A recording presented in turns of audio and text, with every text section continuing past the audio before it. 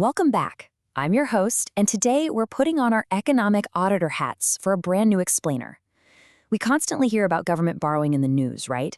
Trillions of dollars, massive national deficits, these looming fiscal cliffs. It sounds terrifying. But what if I told you that treating all government borrowing as the exact same thing is a massive, fundamental mistake? Today, we're going to do a rapid-fire financial analysis of public debt. And honestly, we're going to completely change the way you look at a national balance sheet forever. So that brings us to a really fundamental question. Is all government debt actually bad?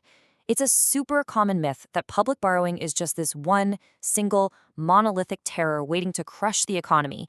But as auditors, we don't look at feelings. We look at the cold, hard numbers. Specifically, we want to know what that money is actually doing once it leaves the Treasury. Okay, let's dive into this. We're essentially putting government debt on trial today using a strict economic audit based directly on Section 3.2 of our source text on public debt. We're going to strip away the politics, absolutely ignore the outside noise, and just look purely at the financial mechanics. According to the text, we can broadly divide public debt into two very specific classifications: productive versus unproductive debts. And this is the absolute core of our balance sheet approach today. You see, it's not just about how much a government borrows, it's about exactly what category that borrowed money falls into. Let's conceptually separate these two financial worlds. Picture a ledger. On the left side, we have productive debt, which the text clearly identifies as loans used for revenue-yielding assets. And on the right, unproductive debt, strictly non-income-yielding liabilities.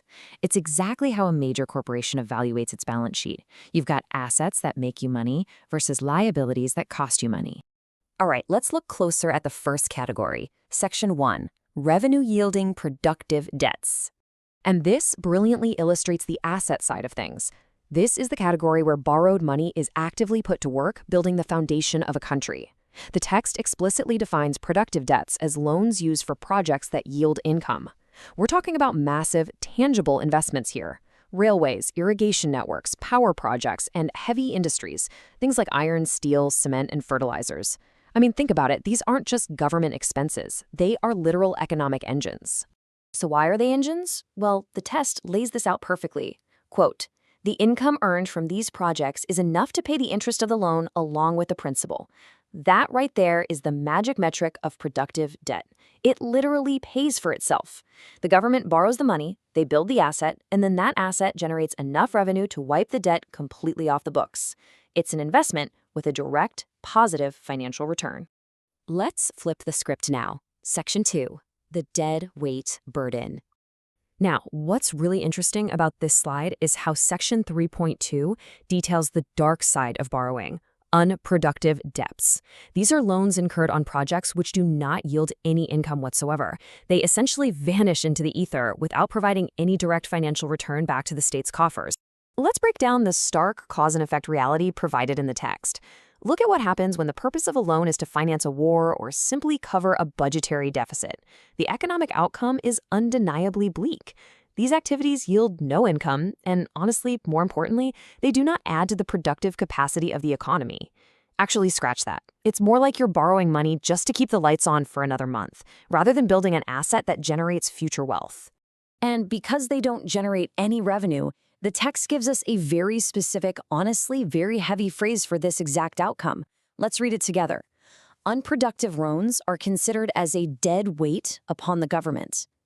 Dead weight. Because they don't generate revenue to pay themselves back, the burden of repaying both the principal and the interest falls entirely on the taxpayer. It creates a heavy, dragging anchor on the overall economy. Let's move to our final point and see how this all builds together. Section 3, the final audit verdict.